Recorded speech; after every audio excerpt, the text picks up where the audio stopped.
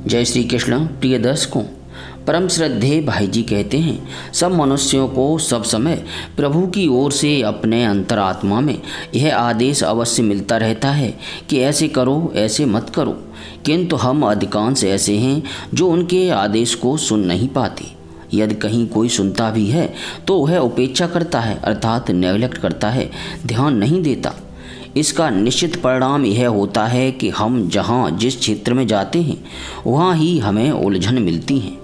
अपने से आगे बढ़े हुए को देखकर हम जल उठते हैं। अपनी जलन को शांत करने के लिए उसकी कटु आलोचना आरंभ करते हैं और जलन उत्तरोत्तर बढ़ती जाती है। अपने अतिरिक्त अन्य सभी हमें भूले हुए दिखाई देते हैं। सबको सुधारने का, सारी बुराइयों को एक साथ दूर करने का हम ठेका ले बैठते हैं। विरोधी की एक बात भी सुनने के लिए हम तैयार नहीं, अपनी अपनी ही हमें सुनानी रहती है। अपना मैल धोने के लिए हमारे पास अवकाश नहीं बच रहता। धोना दूर, हम भी गंदे हो सकते हैं, यह सोचने विचारने तक का अवकाश नहीं। वस्तुतः मैल से हम चिपटे होते हैं, पर स्वप्न देखने लगते हैं स्वर्गीय जीवन का।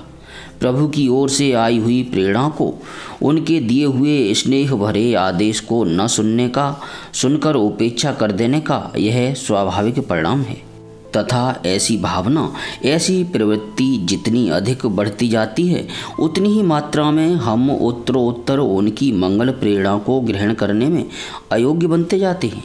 उनकी आवाज़ और हमारे ज्ञान के बीच में व्यवधान घना होता जाता है। कुत्सित भावना, उससे कुत्सित प्रवृत्ति, फिर उससे कुत्सित संस्कार, इनकी क्रमशः मोटी मोटी दीवारें बनती जाती हैं और इसी क्रम से धीरे धीरे प्रभु की ओर से आई हुई सूचना छीण छीणतर होती हुई अंत में वह ऐसी बन जाती है मानो लुप्त हो गई, है ही नहीं, थी ही नहीं। आदेश तो उस समय भी आता ही रहता है, पर हमारा मन उसे ग्रहण करने में सर्वथा अयोग्य हो जाता है, इसलिए वह आदेश सुन नहीं पड़ता।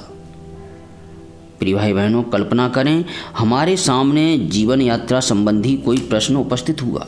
अब इस विषय में कौन सी व्यवस्था सबसे सुंदर होगी, हमें क्या करना चाहिए, हम क्या करें, ये सभी बातें हमें प्रभु की ओर से प्राप्त होती हैं। उनका निश्चित आदेश इस संबंध में हम में से प्रत्येक को अवश्य मिलता है, पर हम सुन नहीं पाते और तब तक सुन भी नहीं पाएंगे जब तक अपने अंदर बार बार पद पद पर व्यक्त होने वाली व्यक्तिगत अहंकार की आवाज़ को सर्वथा कुचलकर हम प्रभु की आवाज़, प्रभु के आदेश को वास्तव में सुनने के लिए तैयार न हो जाएंगे। हमारे सामने तो जब कोई भी समस्या आती है तब हमारा अहंकार सामने आ जाता है और एक के बाद एक अनेक युक्ति बतलाने लगता है। यह करो, वह करो। हम सोचते हैं ऐसा करके हम सफल हो जाएंगे, सुखी हो जाएंगे। क्षण भर के लिए भी हमारे अंदर यह विचार तक नहीं उदय होता कि यह कार्य, यह ढंग प्रभु के आदेश का अनुगामी है या नहीं। मन अगणित असंख्य संस्कारों से, वासनाओं से भरा होता है। वर्तमान का वातावरण अनुरूप संस्कारों को प्रभावित करता रहता है। वे जाग उठते हैं तथा उन्हीं के अनुरूप हम अपना कार्यक्रम स्थिर करते हैं, समस्याएं हल करने चलते हैं। संयोग से हमारे कुछ कार्यक्रम, कुछ सुझाव प्रभु के आदेश के अनुकूल भले हो जाएं, पर अधिकांश विपरीत होते हैं। विपरीत होने का प्रमाण यह है कि आगे बढ़ते ही हम उलझन, ईर्ष्या, परनिंदा, अहमन्यता, असहिष्णुता, मलिनता, अज्ञान, इनसे घिर जाते हैं। यही आज के जगत में हो रहा है। हम सोचकर देखेंगे तो प्राय सर्वत्र, सभी क्षेत्रों में कहीं कम तो कहीं अधिक यही स्पष्ट देख पाएंगे। यह ठीक है कि अहंकार की आवाज़ को सर्वथा शांत कर देना सहज नहीं, और यह हुए बिना प्रभु के संकेत को भी स्पष्ट सुन लेना संभव नहीं। पर इस दिशा में हमारा प्रयत्न भी तो हो। उनकी ओर से आई हुई प्रेरणा को ग्रहण करने के लिए हमारा मन उन्मुख तो हो। हम अपनी प्रत्येक चेष्टा के आरंभ में उनकी ओर मुड़ें तो सही। हमारी इच्छा तो हो, उनके आदेश का अनुसरण करने का निश्चय तो हमारी बुद्धि में हो जाए, फिर तो उनकी ओर से कुछ न कुछ, नहीं पर्याप्त प्रकाश मिलेगा ही। एक बार हम अपने संचित संस्कारों के प्रवाह अर्थात स्फुरणा को रोक दें मन को खाली कर दें, न खाली कर सकें बर बस स्फुरणाएँ उठती ही रहें, तो फिर प्रभु से संबंध रखने वाले विचारों को, भावों को मन में भरना आरंभ कर दें। प्रभु के स्मरण से चित्त को पूरित करने लग जाएं। इससे यह होगा कि अहंकार रहने पर भी चित्त में प्रभु के दिव्य संदेश का स्पंदन आरंभ हो जाएगा।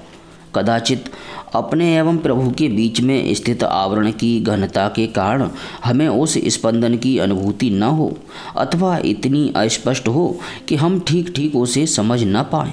प्रभु क्या चाहते हैं, उनकी क्या आज्ञा है, यह स्पष्ट निर्णय हम नहीं कर पाएं तो भी हमारा काम तो हो ही जाएगा।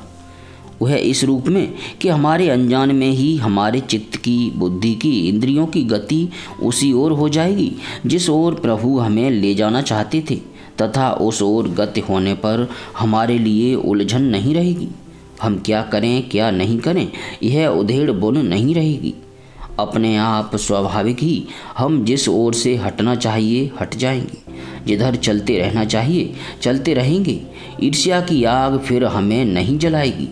हाय रे, हमने इतना ही कमाया, उसने इतना कमा लिए, हमारी पूछ नहीं, उसका सभी आदर करते हैं, हम पीछे रह गए, वह आगे बढ़ गया, वह गिर क्यों नहीं पड़ता।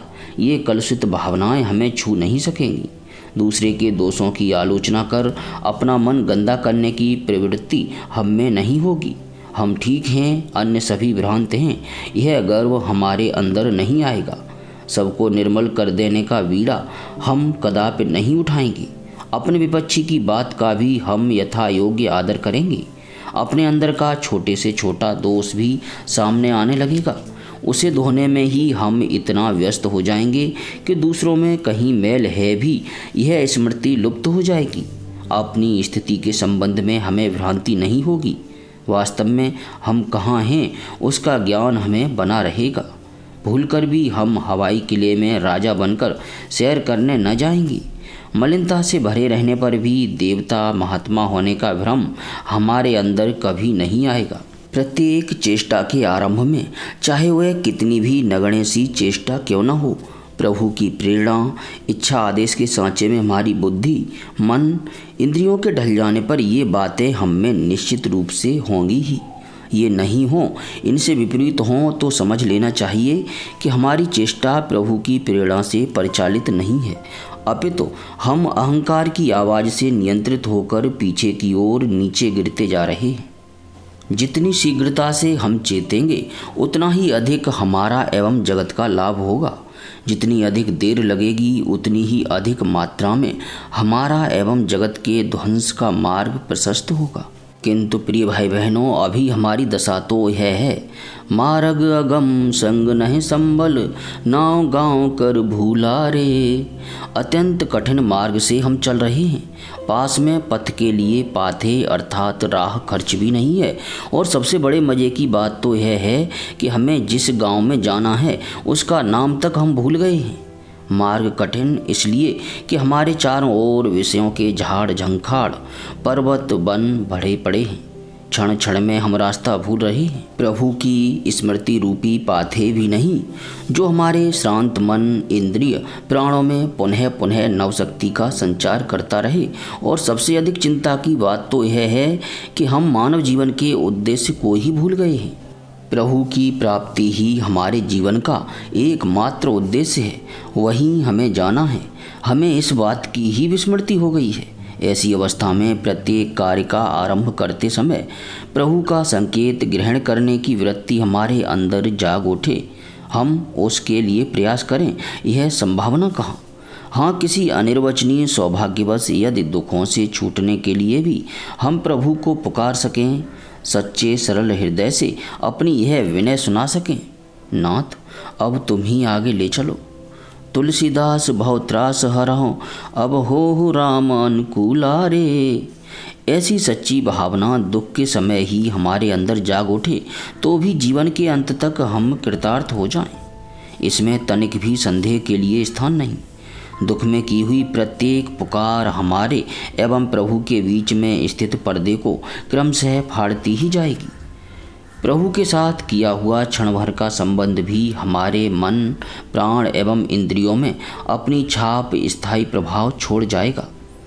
किसी दिन प्रबल दुख को निमित्त बनाकर प्रभु को पुकारते समय कोई ऐसा भरपूर धक्का लगेगा कि आवरण छिन्न भिन्न हो जाएगा। उसी के साथ हमारे अहंकार की आवाज़ भी शांत हो जाएगी और तब वास्तव में हम प्रभु का आदेश अत्यंत स्पष्ट रूप से सुनने में समर्थ हो सकेंगे। उस समय हमारा जीवन कुछ और ही होगा। प्रिय भाई बहनों, यह वीडियो कैसा लगा इसके लिए आप कमेंट करके अवश्य बताइएगा।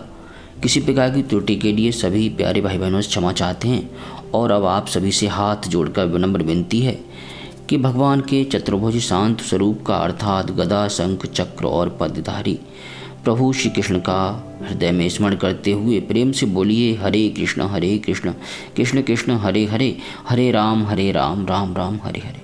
प्रिय भाई बहनों, ज़बरदस्ती ही सही पर प्रभु को स्मरण करते रहिए, नाम लेते रहिए, कल्याण पक्का है, अवश्य हो।